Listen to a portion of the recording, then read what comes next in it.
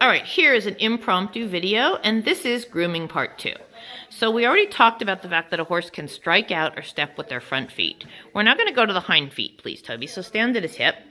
Horses can kick forward, please demonstrate, backwards, way back, good, and sideways. The least power and the least likely thing a horse is going to do is kick sideways.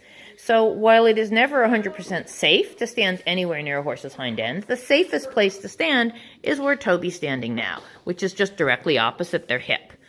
The place that you really don't want to stand is kind of near their flank. So step forward and show us the really dangerous spot. If you're standing about there and a fly bothers your horse's belly, you may get a kick accidentally. So stand opposite the hip. Perfect. And now let's see you groom. So if you'll grab the curry comb again. It's not mandatory to groom a horse's butt, but they usually love it. So she can stand opposite the hip and she can groom his butt and his hip. And horses tend to really love that. So if you want to make friends with your horse, get there early and groom the butt. That's perfect. Okay. Now the final thing I want to talk about is how to go behind a horse. If you don't need to, don't. And if you do, the best thing to do is go so far behind them that they can't reach you with their hind legs, which is about the length of another horse. But as you can see in the cross ties, you rarely have that option.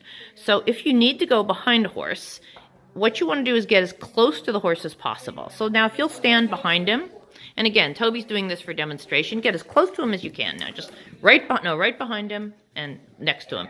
So if you see now, if he does, just stay there. Just stay there. He won't kick you, I'm pretty sure. If a horse kicks, the first thing that's going to hit is the hock. Will you point to the hock so we know what that is? Right. And that's going to hurt, I promise, but it won't hurt or be nearly as painful or damaging as his foot kicking you. So if she were to step back a foot or two, she's far more likely to get clobbered by his foot than his hock.